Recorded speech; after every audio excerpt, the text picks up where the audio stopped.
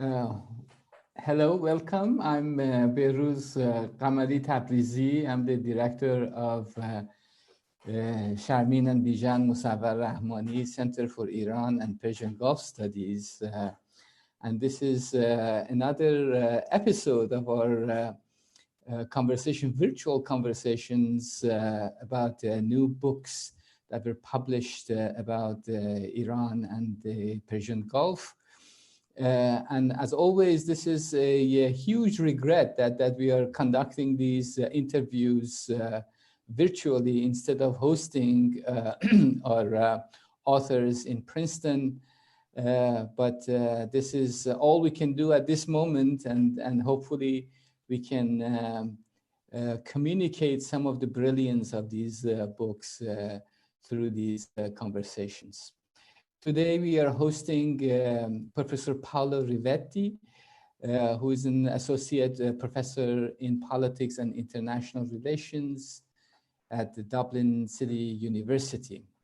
She is the author of Political Participation in Iran from Khatami to the Green Movement, which was published by Palgrave in 2020.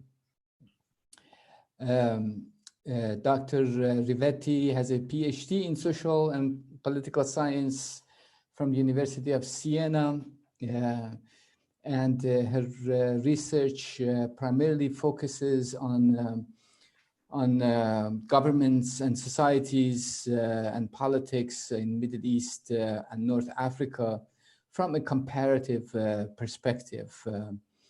And she also works on very important issue these days, not only in Europe, but around the world, on the question of migration from North Africa and the Middle East.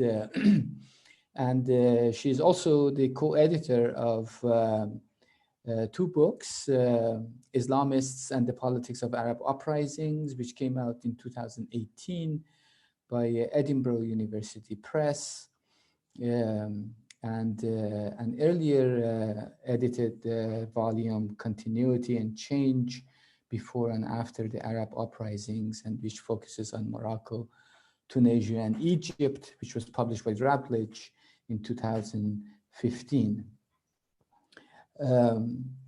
I can say that Professor Rivetti is one of those ideal types of scholars who is not only prolific in her scholarly work, but she works as a public intellectual and is involved in many different important questions. And one of them actually is the question of precarity of academics these days. And unfortunately, with the COVID situation, that precarity is going to be more significantly present in our lives, and with that, I also wanted to say what a privilege it was to read Professor Rivetti's book. We were having a conversation earlier about the mysteries of Iranian politics. I think all politics is mysterious in one way or another, but this is one of the interesting questions that whenever I teach my class on modern Iran, I tell my students that we're always engaged the first half of the class to debunk whatever everybody knows about Iran and then talk about what's happening in Iran. And at least in the United States, there is not a single week that there is something about Iran in the front page of the newspaper. And but nevertheless, politics in Iran and political mobilization in Iran remains rather unknown. And this was one of the quite fascinating books that I've read recently that introduces the question of politics, state formation, and public mobilization in a very different and conceptually complicated frame. So with that, I'm leaving the stage and asking Professor Rivetti to talk a little bit about the book and how the book came about. And I know from reading the book that you've been engaged with Iranian politics for more than 15 years. And it's just a long period of engagement and seeing ups and downs. And I like the fact that you end the book on the question of hope and how one of the mysteries, again, of Iranian politics is that how hope remains a central feature of all kinds of political mobilization. And it's only with somebody like you, Professor Rivetti, who've been involved for 15 years that you can actually identify that very sort of constitutive feature of this politics that might otherwise not be easily identified by others. So let's talk about how the book came about and what are the main points of the book, and then we'll have a conversation with you, and hopefully in an hour or so we can wrap it up. And again, thank you. The screen is yours. Thank you very much, Behruz, first of all, for having me. I was explaining before that it's really a huge honor and pleasure for me. I'm right now in Italy. For the epidemic, I decided to move back to Italy from Dublin, where I usually live and work, to stay with my friends and family and dear ones. And Princeton has always seemed and looked really, really far from from my little town where I was born, and and where I studied and started also started being interested in Iran as well. But with this epidemic, Princeton looks really, really far away. And so I'm really happy to just being able to, to have the virtual conversation, hopefully to be able to visit Princeton in person in the near future.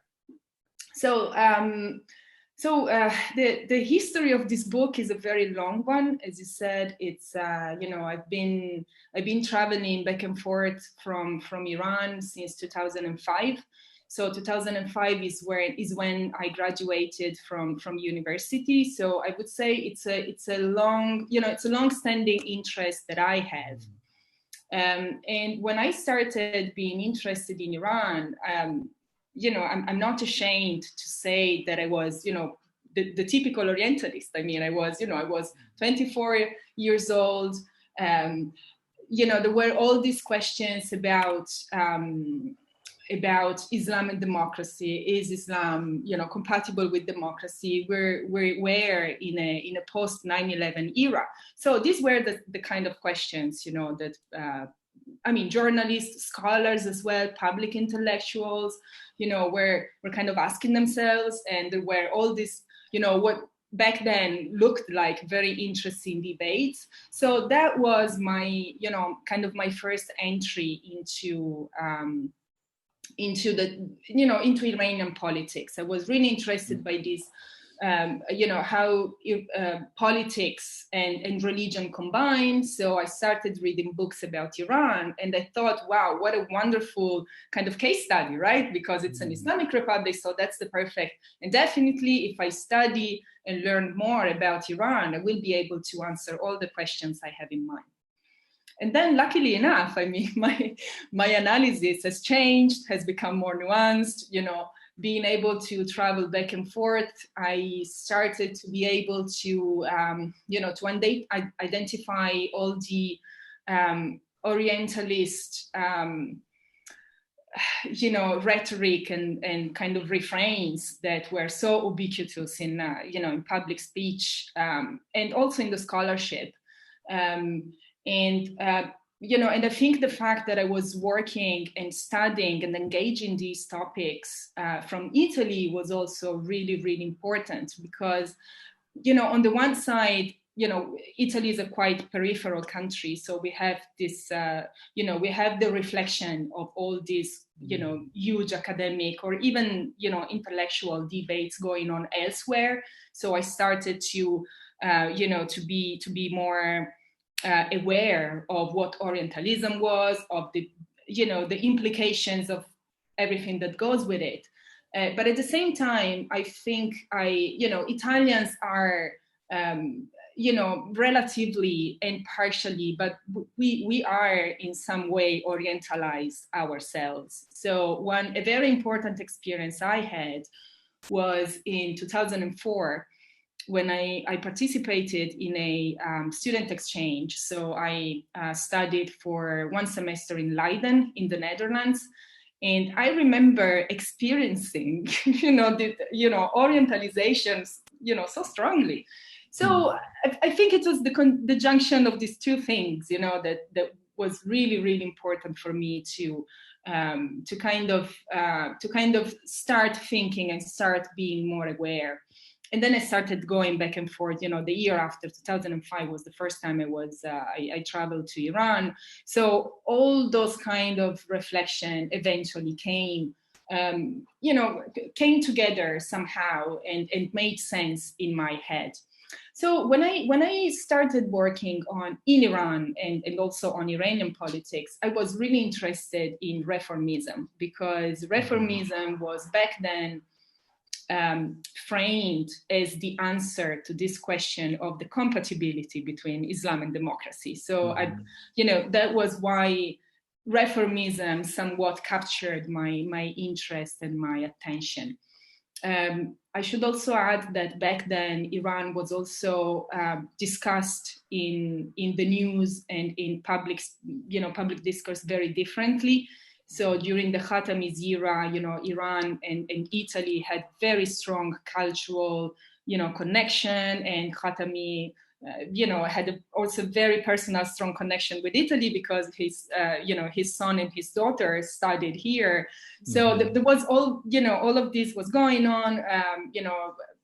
I remember a lot of articles in the newspapers about this new era in Iran and Iranian youth. So it was all it all made sense in my head. Of course, I have to mention this here, yes. that the famous or infamous handshake of Khatami with an Italian woman, and which got so much coverage. Anyhow, but that reminded me of that moment, of that picture of Khatami shaking hands.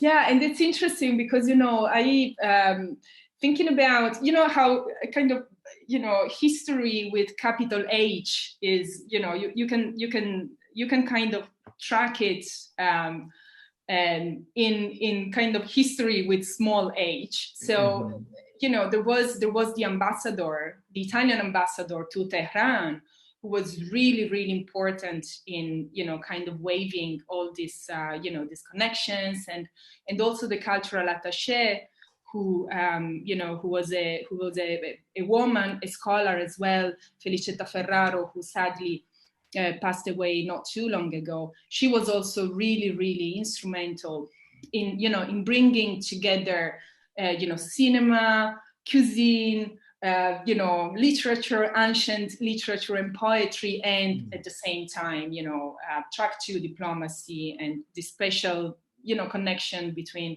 Iran and Italy. So I think that time, I only realized this, after, but that time was really, really important. And the first couple of years that I spent in Iran, so between 2005 and 2008, I could really witness how, how all the work of kind of waving and bringing together intellectual communities, scholarly communities, had been important. Although, as we know, after 2005, we already, we entered a new phase, and, partially all that, diplomatic work that was made and carried out was, partially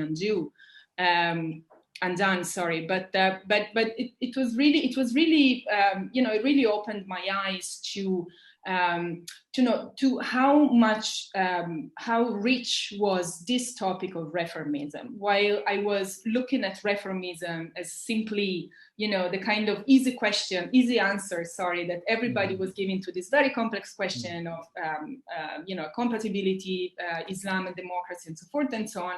And I was kind of, adopting the same answer, acritically. So thanks to, being there, being able to also to engage in very interesting discussion and conversation with with Felicetta, with this cultural attaché, and the ambassador, was really able to see how much more there was in reformism that I had overlooked until that moment.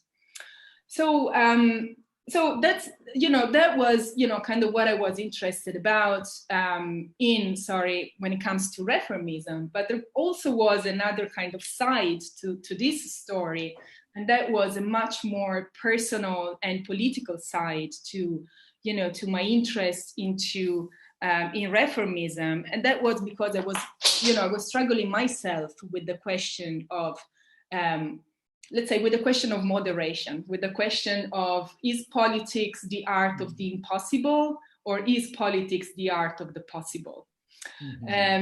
So I am kind of, a child of, of the collapse of the Soviet Union. So when the Soviet Union collapsed, I was nearly, I was 9 years old. When I went to university, the most part of my professors were former, staunch leftists turned into some sort of, reformist liberals, this kind of, this kind of political orientation, and they really, I mean, it really came through, during university. And I remember, I studied political science, so I remember that this kind of, how can I say, this kind of moderate, liberal, reformist tendency was really, really common. And I, part of myself was really not convinced by it. There was something that was, wasn't quite right, but I couldn't put my finger on it. So part of myself was actually convinced that, this is the post 1989 era. Something like, leftism is so out of fashion, nobody's a leftist anymore. The Soviet Union collapsed, and, and this kind of, liberal orientation is where, is what we should aspire to, and that's it. So politics is the art of the possible, is not the art of the impossible.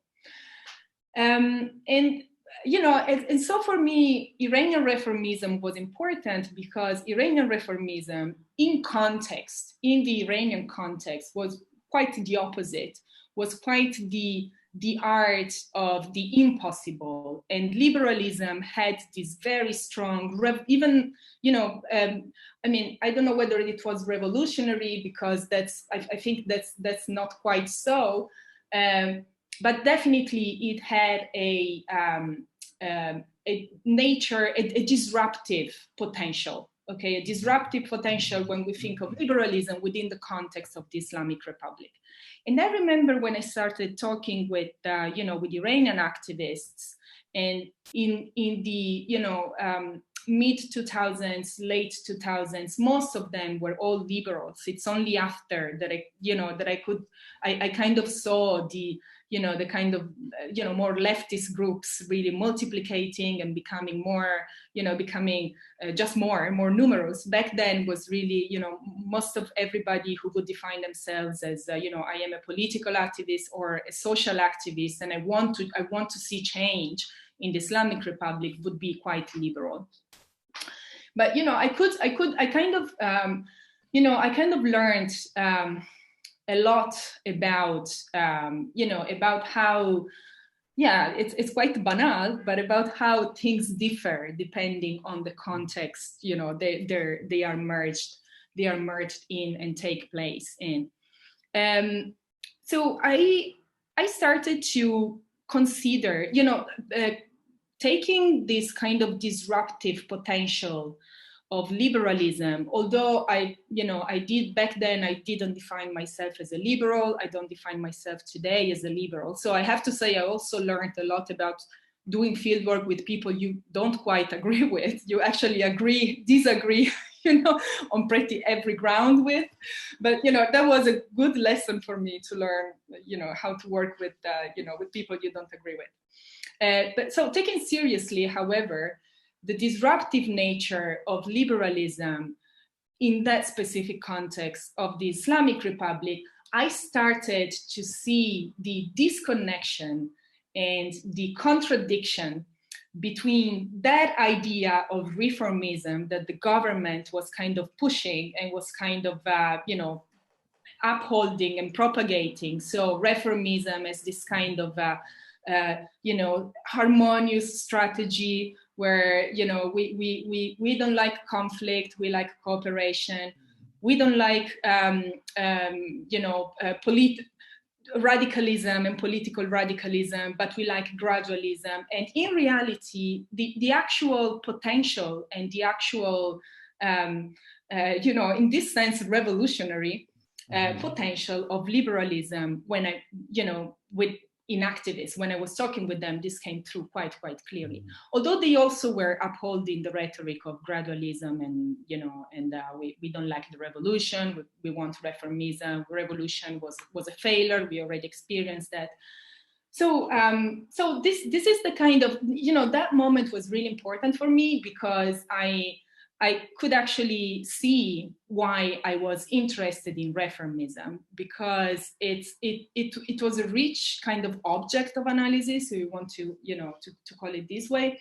It was very rich. It offered me a way to see these contradictions and talking about this contradiction and speaking to the different expectations that people actually had while they were, supporting the Khatami's government and the reformistic plans.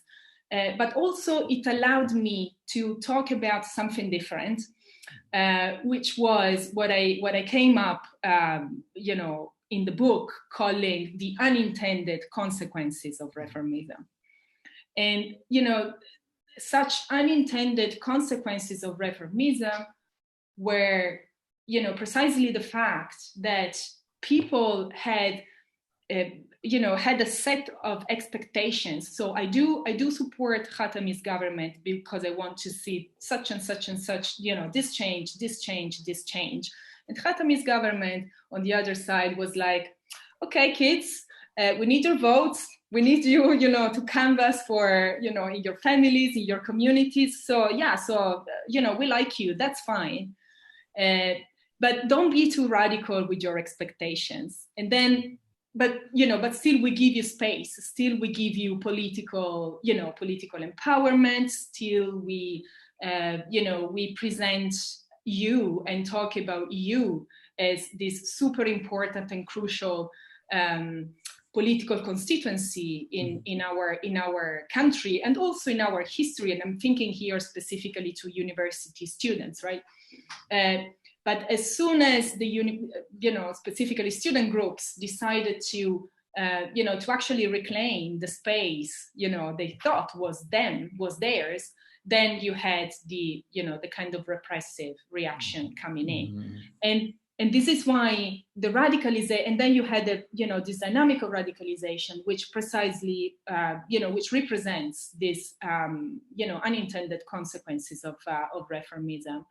So engaging with reformism was it was a kind of it was a very interesting experience for me, because I started from a very narrow perspective, very narrow approach, an approach that had no depth and no kind of no depth and no possibility to see how reformism was actually an incubator for so many other topics and analytical questions, and ended up using reformism as a sort of excuse for talking about something totally different, and that's, I mean, not totally different, but somewhat different. Right.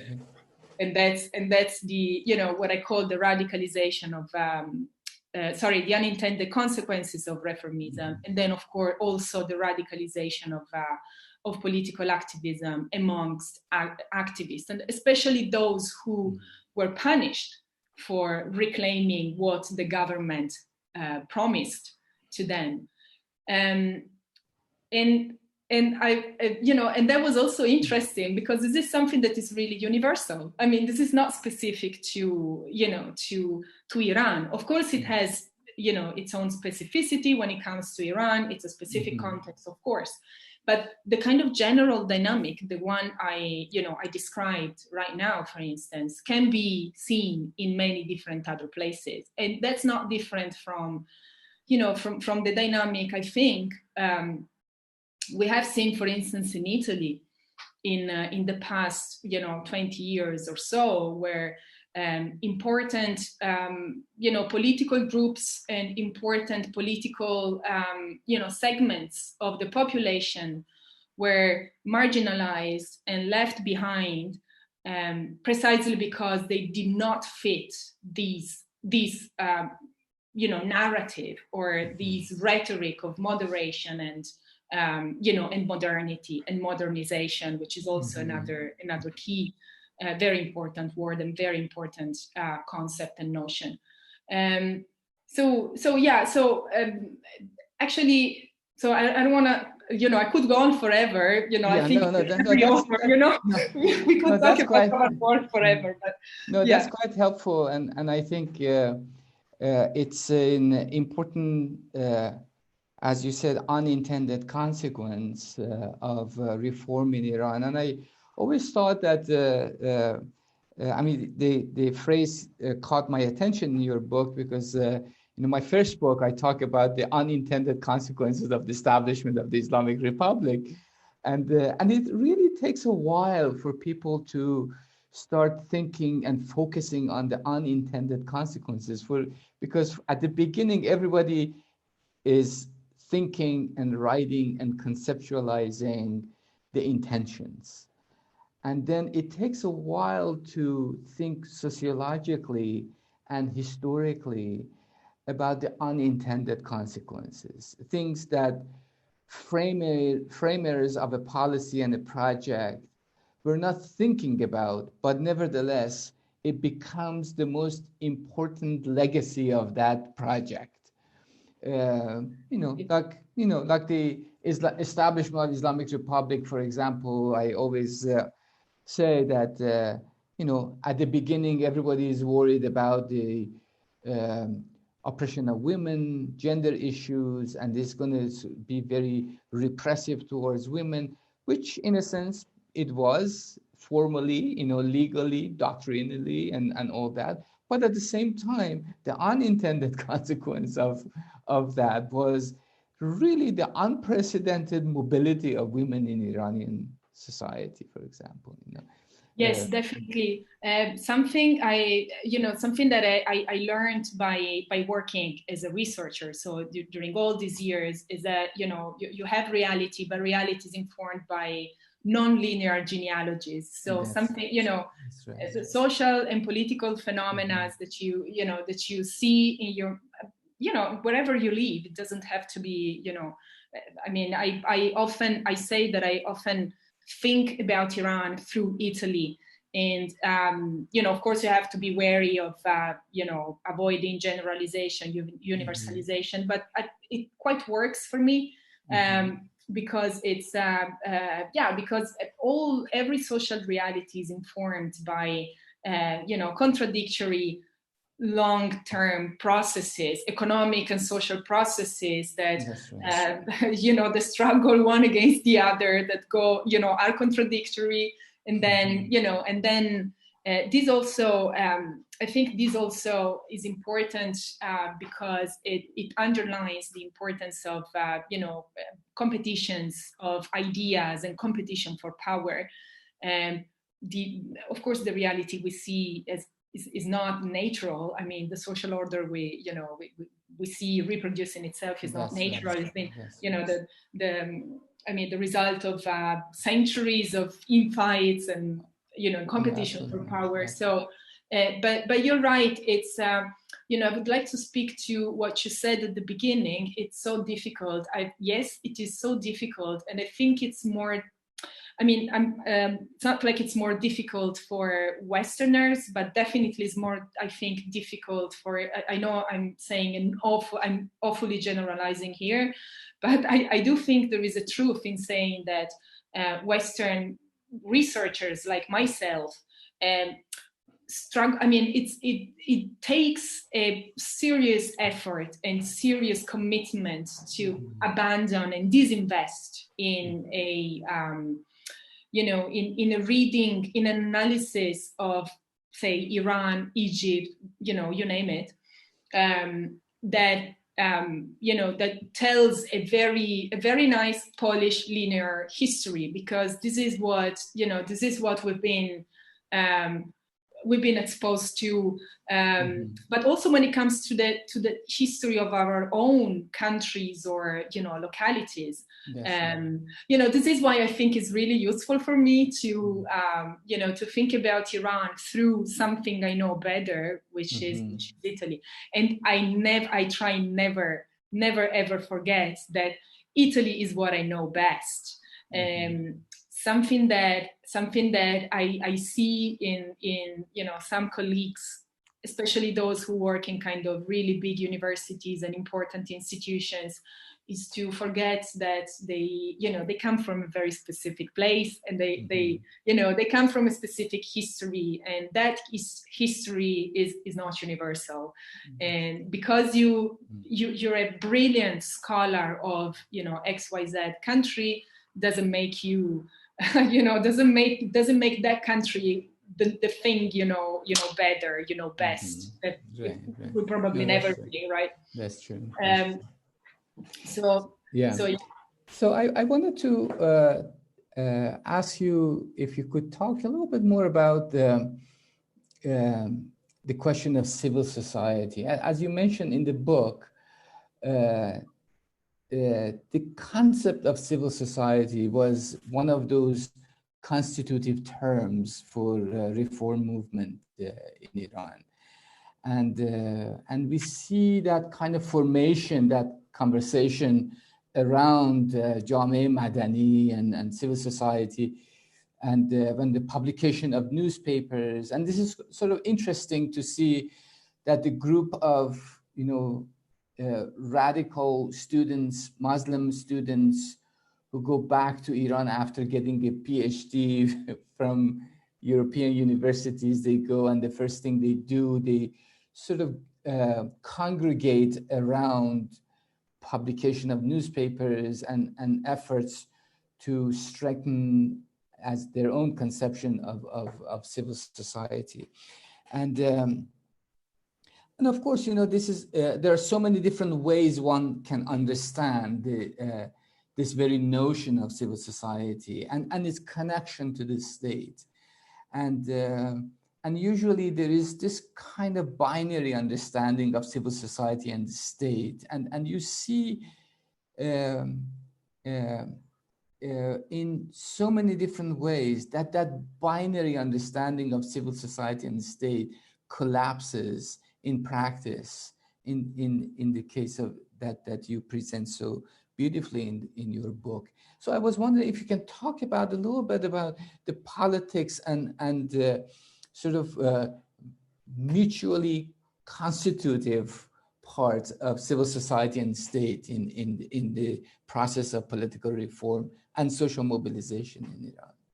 Yeah, thank you for this question. This is one of the issues, civil society that I've been, that I really struggled with the most in the whole, let's say, since 2005.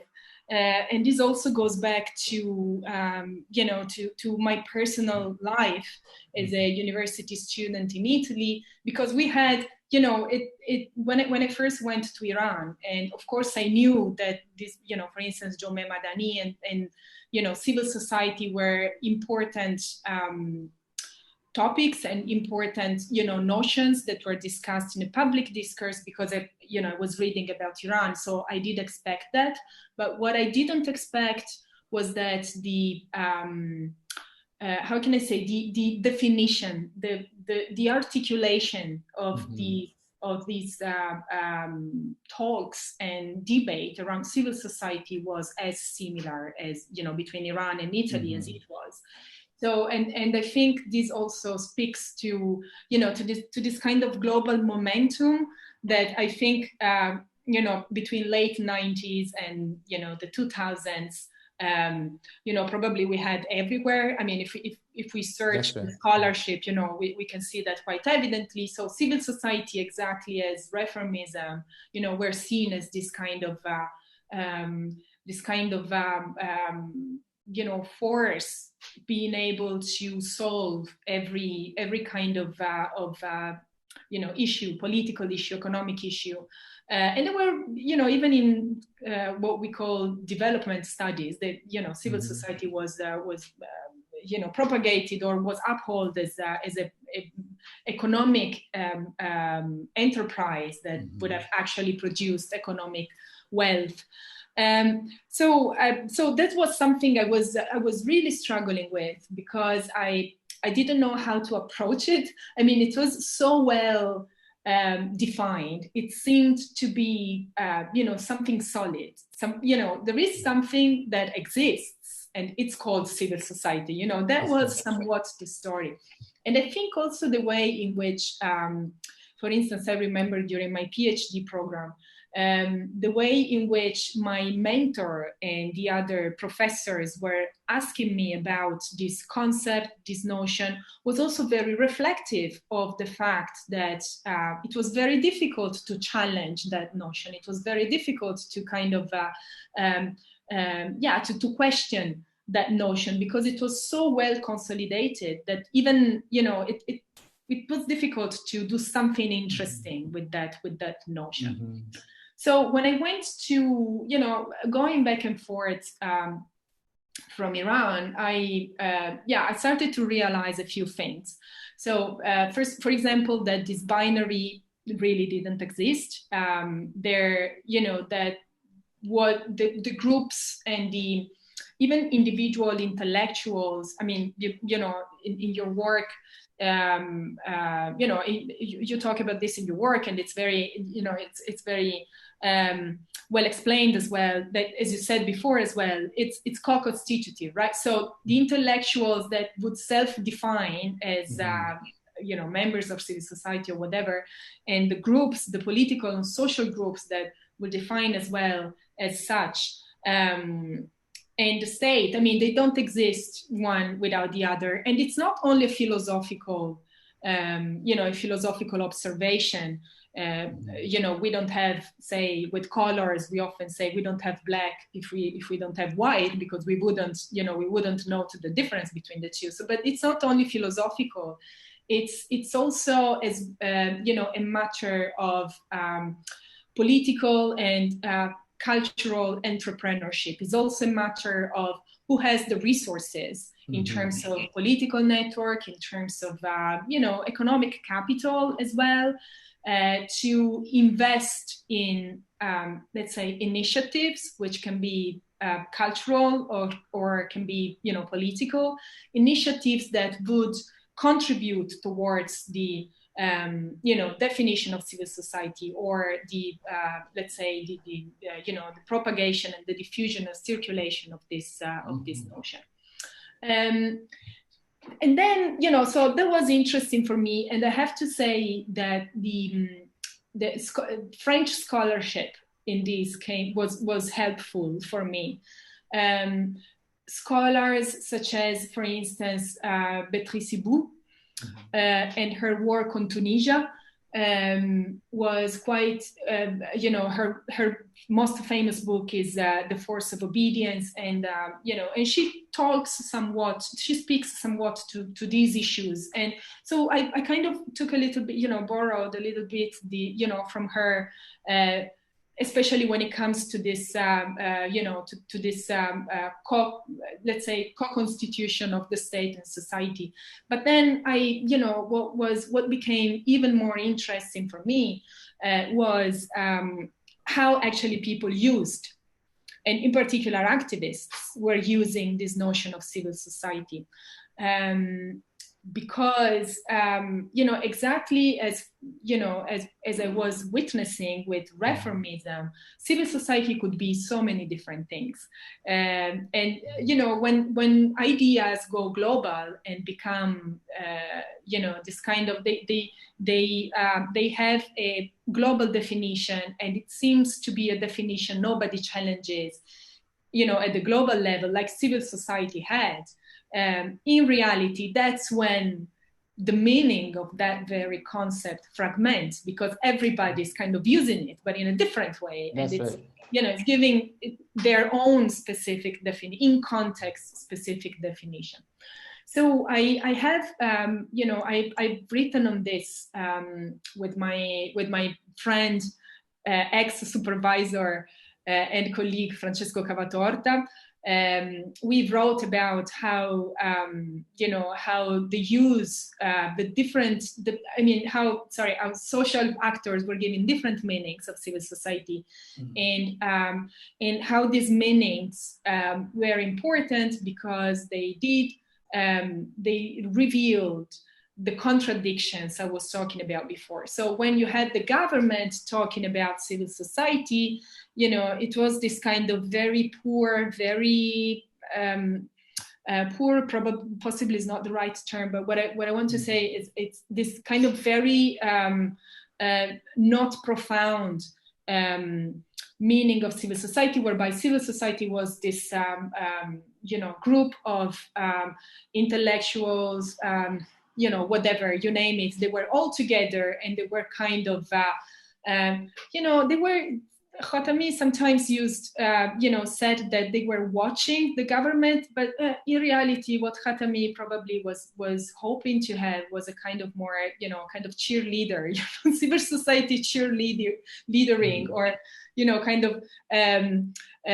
of celebrating and supporting no matter what, the government, and this also happened because Khatami's government was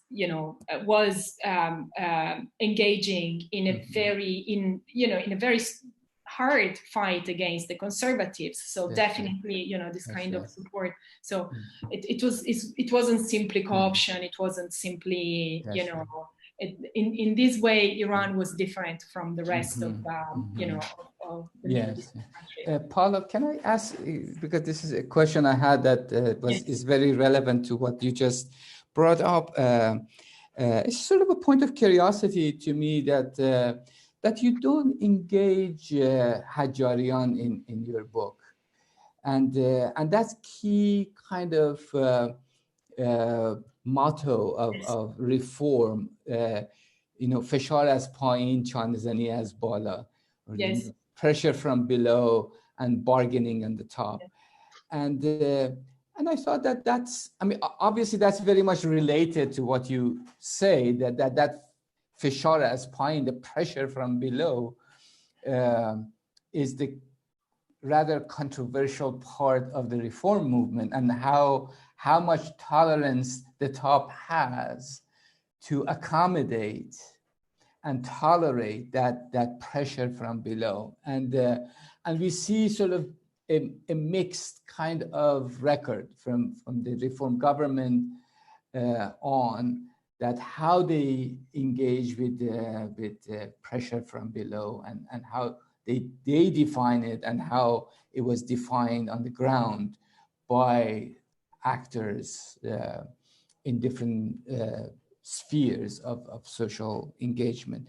So I was wondering that is there a particular reason that you don't engage Hajjarian and that key kind of formulation of how he defined. Of course, I know if today you talk to Hajarian, you see that the sort of gradual disappearance of feshar az payin, or the pressure from below, from his discourse. But at the time, that's how they kind of framed it. And I was wondering if you can talk a little bit about that and what happened in practice with that kind of motto.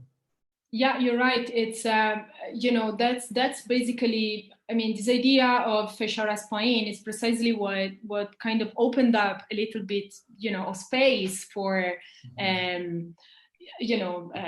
let's call them social movements and other kind of grassroots or political actors to kind of push and reclaiming those reforms that the government had promised. So the reason why I don't engage that much with with his figure, because of course, as you said, this idea of pressure from below and bickering from at the top is ubiquitous in the book, and that also explains it. How can I say? It also informs this idea of the unintended consequences of reformism. But when it comes to his, his intellectual, he's as an intellectual, his figure, I don't engage very much with him because because he was not. I mean, while I was talking with especially the activists I was doing research with. The references, the intellectual references they had were different. So at certain point in the course of this very long research, I had to methodologically decide, whether I wanted to focus on specific social, political groups or grassroots initiatives or campaign, which was, what I did, or if I wanted to give my research a slightly different shape. So as I decided to focus specifically on, I had focused on the trajectory of radicalization of the Daftar Tahkim Wahdat, so the students, right. University students, let's say, most important organization. And then I also considered the 1 million signature campaign, but also, slightly because I wanted to emphasize this trajectory of radicalization. So I took it somewhat, a bit earlier, but the big work when it comes to, let's call it women's movement, which, of course is much broader. And the focus was on the 1 million signature campaign. And Hajarian actually didn't came up very often as, as one of the references. Which was quite interesting. It's interesting because the person that came up very, very often was Abdi. And to me was interesting because Abdi, in some way he was much more moderate than Hajarian, and he was, he also felt, I think, this is my interpretation, but I think he also felt a much stronger, for obvious reason, a much stronger connection with the Daftar Tahkim. And this connection also had some kind of twisted implication in terms of not really recognizing the independence of the movement and not really, acknowledging that, the movement, or Daftar Tahkim at a certain point, or part of it, at a certain point, somewhat had the right to, to kind of free themselves from, the strong, the strong factional tutelage they have had so far. But Abdi was a very common reference. Soroush as well, as you probably know, was also another very common reference. And then you had foreign intellectual references, such as, for instance, Popper was really kind of common. Probably via Surush, again. Exactly. So it was interesting, and to me was, was very interesting having these conversations with people I really didn't agree with. I really disagree with. to me was was very important, and I think an exercise in restraint, Exactly, and years later, I happened to read an article written by I think you also know her. She's also a good friend and a good colleague, Shirin Saeidi. And she has an article precisely on this. She has an article precisely on how do you do fieldwork with people you don't agree with, or even you dislike. That was not her point, disliking that. But that's right. These are important issues that really they're really, you also risk to compromise your work. That's right. No, I mean, I appreciate that it's interesting that Hajarian, as you said, didn't come up. I don't know, maybe because of the attempted assassination, that he was sort of sidelined for a while, or there are obviously important other reasons there.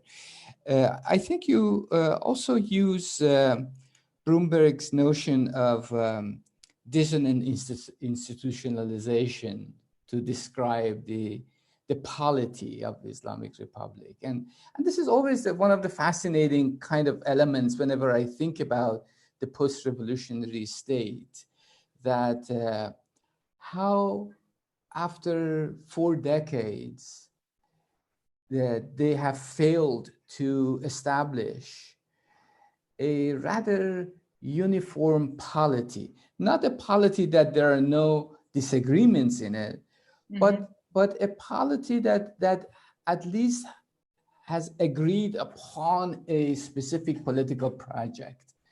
And we see constantly this process reproducing and perpetuating itself, that kind of dissonance inside the Iranian polity. And perhaps that's one of the reasons. It is the part that obviously Bloomberg doesn't go into, but you go into in your book, that how this dissonance constantly generates and regenerates spaces for this expression of social discontent.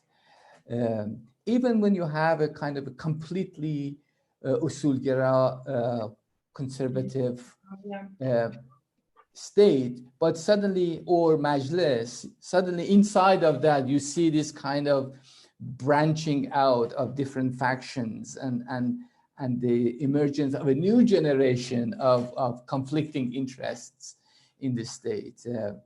I was wondering if you can talk a little bit about it. It's a sort of a very peculiar characteristic that you expect that for all post-revolutionary states for 10 years, 15 years to establish the sort of the frame and the realm of its polity and define it in a more kind of tight way. But this is not happening in Iran.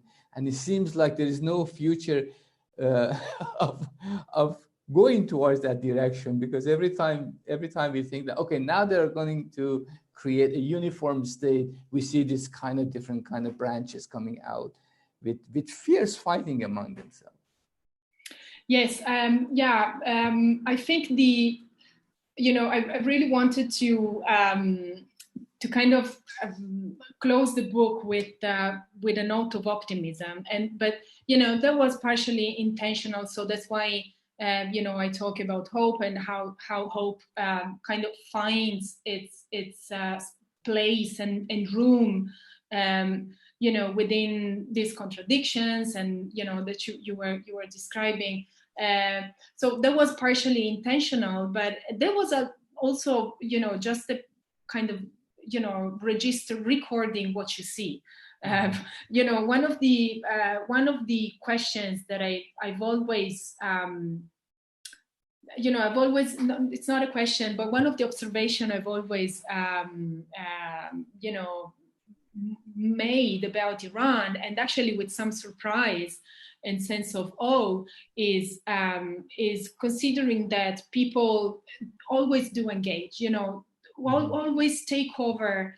At least this is my interpretation, but it seems to me that people take over every inch of space that is given to them. Sometimes this is done through participating in electoral committees, if that's the case, if the election is considered to be important enough as well. This is important, of course. If we look at the rates of participation in parliamentary elections in the past X amount of number of years, we see that the participation hasn't been great. But when the election is important, and especially every kind of 4 years, you see people engaging and engaging, and and thinking. And thinking about how how every time there is this this interplay between advancements and then setbacks. And what comes to me is, first of all, a sense of exhaustion, a sense of, how people must be exhausted. This must be, exhausting. But at the same time, with this sense of, being exhausted and appreciating that, really, also comes a sense of, how big must be the hope, of these people to, to engage in spite of everything, against all odds, as we, as we would say. So this is why I thought, this is why I found this, this idea of hope, which I define, building on two very different authors and scholars. So one is Asef Bayat, and the other one is Porpora Marcasciano, who is not a scholar. Actually, she's a very important trans activist in Iran, really a crucial personality in the political history of the queer movement, LGBTQ movement in Italy. And she has been publishing a few books about her life in in the 60s, the 70s, the 80s, the 90s, and so forth and so on. She talks a lot about hope and how partially because there was no other option, but also partially because you actually want to own your life. You want to own all the possibilities for personal satisfaction and self-realization, but also political emancipation. Then, in spite of, against all odds, and in spite of all the difficulties you might encounter, you keep on engaging and keep on coming back to political action and keep on coming back to political organizing. So this really resonated with me, especially when I had all these conversations with friends and research participants in the post 2009 years. And they were reflecting on, on the reason why they were drawn back into political organizing, and they were drawn back into, political work, in spite of witnessing and paying a very high price for, the repression and violence and state brutality, in 2010, 2009, 2010. So this really seems to me that there is this kind of continuous, it's a kind of magmatic work, if you want, that that people we all carry out probably, but in particular, the people I was working with seem to carry out every time they go back to political work and go back to political organizing. And it's of course there is a kind of explicit side to it, and that's when you can see that in campaigns that are being launched. You can see that in very tangible kind of results of their political work. but there is also an invisible side to it, and That's this right. invisible side has a lot to do with with the state and state formation, and this kind of very messy state that Bromberg would describe in his work, and I think it's really what keeps this this political work and this political hope going on. Paradoxically, is it perpetuates it. Yeah. No, I mean, I always go back and forth on the question of hope into the moments that I'm in my Nietzschean mode. I think of hope as the last thing in the Pandora's box, that it's a curse that you remain. Again, these are sort of moments of despair that you think that hope is what perpetuates suffering in the world, because then you hope for something that would never be accomplished, and then you struggle for it. And of course, for the Iranian Revolution, and part of that hope, I think, is related to the notion of expectation, that the revolution created new subjects, and these subjects actually have the potential of collective generational transfer, and I think that that notion of expectation that people have is so much wedded to that notion of hope, and whether or not these expectations are realistic, as you said at the beginning, that is politics about possibilities or impossibilities, and that's where expectations and hope come together, but nevertheless, that's the foundation of life, in a sense, that without that, having those kind of expectations and having the hope of realizing those expectations is the kind of ideological, cultural, and political foundation of that kind of engagement that you talk about in your book. Yeah, definitely. And while you were, talking and underlying and emphasizing, how, I mean, this goes back to, people that actually were able to, to ousted a dictator that had the support. So that how, emancipatory and how empowering, must that be? So, and then you have a school system that is all about, I mean, not all about, but, teaches how, there is a duty of resistance towards the powerful and the arrogant, and then how can you pretend, right. how can you pretend to have, quiet citizens in a way? Right. And this reminds me a lot of, of Sharmin Malekzadeh's writings about the Green movement in Iran, and also this new book that just came out about the Green movement again by Ali Magaman. So definitely, and it's interesting because this is something I also encountered, in my work. I remember when I started, hanging out in universities and on university campuses and, with university students, I was really surprised by the kind of self-confidence they had. They had very strong self-awareness, and awareness of being crucial to factional games and, very high politics, like factional politics. And to me, that was really a revelation. That was really something that that was so different from my own experience of, being a student and, participating in student politics in, universities in Italy.